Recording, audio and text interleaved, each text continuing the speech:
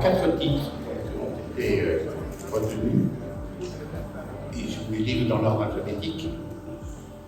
Giuliano da Empoli, le mage du Kremlin, lycée Gallimard. Brigitte Giraud, Vivre vite chez Flammarion. Chloé Cormont, Les Presque Sœurs, aux éditions du Seuil. Et Mackenzie Orsel, Une somme humaine, aux éditions Rivage. Le prix Goncourt final, le seul, celui qui va rester des 4, sera proclamé chez Rouen le jeudi 3 novembre, très très bientôt. Et ce sera obligatoirement un de ces 4 titres.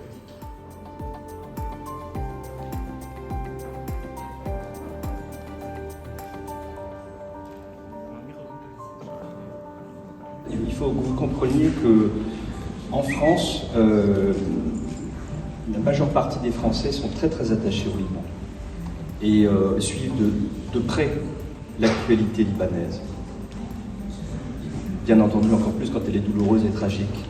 Et les souffrances que connaît le peuple libanais aujourd'hui, je vous assure, ont un écho profond en France. Il y a une histoire comme ça de relations, d'amour profond, d'intérêt, d'échange entre nos pays. Et c'est vrai que très très souvent, nous pensons à vous, nous parlons de vous, nous nous intéressons à vous. Et c'est encore plus un plaisir aujourd'hui d'être là. Ils ont exprimé certaines craintes par rapport à leur sécurité, je ne peux pas parler à leur place.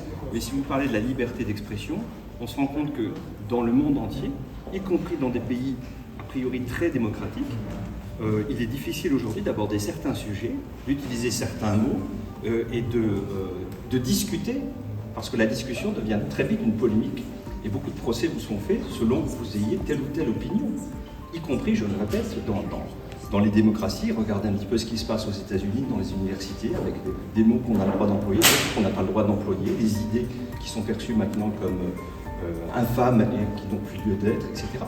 C'est un vrai problème de société aujourd'hui, où finalement s'est créé un tribunal mondial qui est celui des réseaux sociaux, où vous êtes jugé et condamné en un instant. Donc quand on fait œuvre de s'exprimer par les livres, par les mots, quels qu'ils soient, ça devient parfois extrêmement difficile.